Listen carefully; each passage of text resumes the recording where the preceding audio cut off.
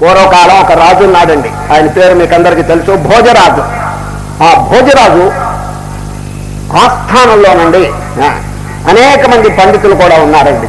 కానీ ఒక పండితుడి కండి సంతానం ఎక్కువ అండి. వారిని ఈ భోజరాజు ఇచ్చే జీతం ఆయనకి చాలలేదండి. చాలకపోతే ఒక దుర్బుద్ధి కలిగిందండి. ఒకనాడు ఆయన ఆస్థానంలోనే తిరుగుతుంటాడు. ఈ పండితుడు ఆస్థానంలో ఏం పడి ఉంటాయి తెలుసుండి? వజ్రములు, వైడూర్యములు, బంగారపు చెంబులు, వెండి చెంబులు ఇవన్నీ పడి ఉంటాయండి అక్కడ అంతఃపురంలో, ఇక్కడ అక్కడ. వీరికి దుర్బుద్ధి ఏమిటంటే ఒకనాడు అర్ధరాత్రి ఈ భోజరాజు ఇంట్లో ప్రవేశించి 2 బంగారపు చెంబులు కానీ 2 వెండి చెంబులు 2 ఆభరణాలు తీసుకుంటే 5 ఏళ్ల వరకు తక్షణంగా నా కుటుంబం జరిగిపోతుంది అని దుర్బుద్ధి కలిగిందండి. ఆయన దుర్బుద్ధి కలిగి అక్కడే తిరిగేవాడు కదండి, అన్ని తెలుసునండి ఉపాయములు, ఏ దారి గుండా వెళ్తే మనం దొంగిలించవచ్చునని. అర్ధరాత్రి వాళ్ళందరూ నిద్రపోతున్నారు భోజరాజు ఆస్థానంలో. సరిగా బయలుదేరాడు, సంచి తీసుకున్నాడండి. ఈ పండితుడు బయలుదేరి ఒక బంగారపు చెంబు, అందరూ నిద్రపోతున్నారు, బంగారపు చెంబు తీసుకుని సంచిలో వేసుకోబోతుంటే గరుడ పురాణం జ్ఞాపకం వచ్చిందండి. గరుడ పురాణం దానిలో ఏం చెప్పబోదు? బంగారము ఎవరైనా దొంగిలిస్తే 1000 సంవత్సరాలు రౌరవంలో అవస్థపడాలి అని ఉందండి. దాంట్లో ఈయన అన్ని తెలుసండి, అన్ని కంఠస్థంగా వచ్చు ఈ పురాణాలు ఇవన్నీ. ఇందువల్ల చీచి ఏమిటి చిన్న చెంబు వల్ల 1000 సంవత్సరాలు రౌరవ నరక ఎవరైనా పారేశాడు అవతల, అదుగా చెయ్యి మనకు వద్దని. మళ్ళీ ఇల్లు జ్ఞాపకం వచ్చింది, వీళ్ళందరినీ ఎట్లా పోషించాలని. మళ్ళీ నుండి అక్కడ వెండి చెంబు తీసుకుని లోపల వేయబోతున్నాడు. మళ్ళీ దానికి ఒక ప్రమాణం ఉంది, పద్మ పురాణం జ్ఞాపకం వచ్చిందండి. రాత్రి అంతా ఇదేనండి, ఒక్కొక్క వస్తువు తీసుకోవటం, ఒక్కొక్క పురాణం అడ్డు రావటం. ఈ విధంగానండి ఆ వస్తువుల కింద వారేస్తున్నాడు. ఒక్క సంచిలో ఒక్క వస్తువు కూడా వేసుకోలేదు.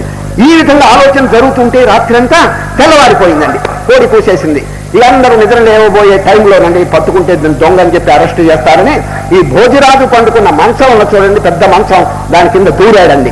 ఈ పండితుడు దూరి నక్కి కూర్చున్నాడు. అందరు తెల్లవారిపోయింది, ఇక అందరు లేచాడండి. లేస్తే ఇక చూడండి భోజరాజు గారు లేచి కూర్చున్నాడు పడక మీద. మహానుభావ పెద్ద రాజు కదండి. ఇక చూడండి హారతులు, సుందరమైనటువంటి స్త్రీలు హారతి పళ్ళెం పట్టుకుని వచ్చారండి అక్కడికి, ఏది వారికి హారతి ఇవ్వడానికి.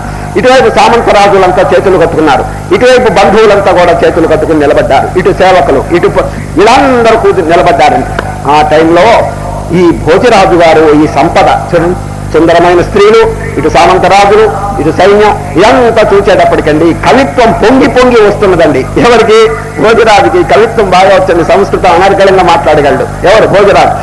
చేతోహరా యువ, ఒక శ్లోకం వచ్చేసిందండి, వినండి, 4 పాదాలు.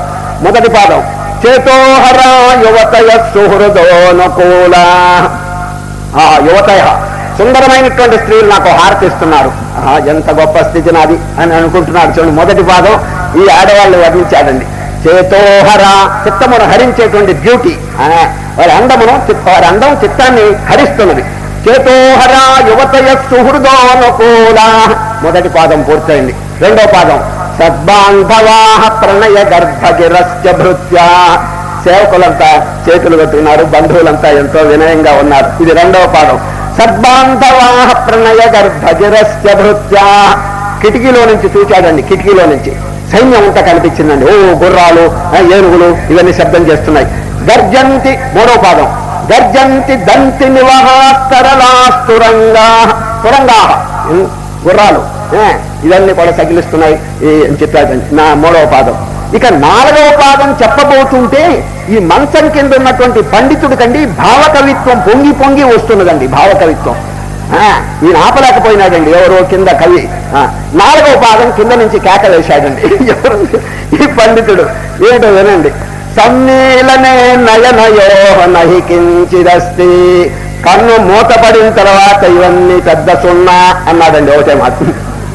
చూడండి ఆ కింద పండితుడు ఈయన 3 పాదాలు తన సైన్యాన్ని, తన స్త్రీలని, వీళ్ళని కొంచెం ఎంతో బ్రహ్మాండంగా వర్ణిస్తుంటే సమ్మేళనే, ఓ రాజా ఇవన్నీ ఎంతవరకు ఉంటాయి? కళ్ళు తెరిచినంత వరకు. కళ్ళు మూసుకుంటే చస్తే అంటే చచ్చిపోతే ఇవైనా ఉంటాయా అని అడిగి. సమ్మేళనే నయనయో నహి కించిదస్తి. మరణానంతరం ఇవన్నీ ఎక్కడ ఉంటాయి మహానుభావాన్ని కింద నుంచి కేక వేశాడు. వెంటనే భోజరాజు గారు ఎవరు కింద అన్నాడు. ఈ పండితుడు చేతులు కట్టుకుని బయటకు వచ్చాడండి. ఏమయ్యా ఇది ఇక్కడున్నాను? కడుపాత్రం అన్నాడు. తిండికి చస్తూ ఇట్లా వచ్చానన్నారు. ఏంటి అసలు ఎందుకు కారణం చెప్పాడు. ఇట్లయితే దొంగిలించాలని చెప్పి వచ్చాను, రాత్రి అంతా ఈ పురాణాలు అద్దొచ్చినాయి నాకు, ఇప్పుడు తెల్లవారిపోతే నన్ను అరెస్ట్ చేస్తారని కింద దూరాను. ఇప్పుడు నా కవిత్వం పొంగి వచ్చిందని. నాకు చెప్తే నీకు కావాల్సినటువంటి ఏర్పాటు చేస్తాం కదా, ఎందుకు ఇటువంటి పని చేసినావు? కానీ నువ్వు వైరాగ్యమును బోధించి నా కంటికి కనువిప్పు తెచ్చావు. నేనేమో ఈ సంపదలు వీళ్ళందరూ చూసి విర్రవీగుతున్నాను. నువ్వు 4వ పాదం ఏం చెప్పినావంటే, యత్సమ్మీలనే నయనయో నహి కించిదస్తి, కన్ను మూతబడిన తర్వాత ఇది ఎందుకు ఉపయోగించావు అని చెప్పావు కదా. ఎంత నాకు ఉపయోగించిందంటే చెప్పటానికి లేదు. అపూర్వమైనటువంటి వైరాగ్య భావన నాలో కలిగించావు. నీకు కావాల్సినటువంటి ధనధాన్యములు తీసుకోవాలని చెప్పి మంత్రి గారికి చెప్పి ఈయన చక్కగా ఏర్పాటు చేశారండి. చూచారు, ఈ వైరాగ్యం లేకపోతే మనస్సు నిలవదండి. ఇటు అటు పరిగెత్తు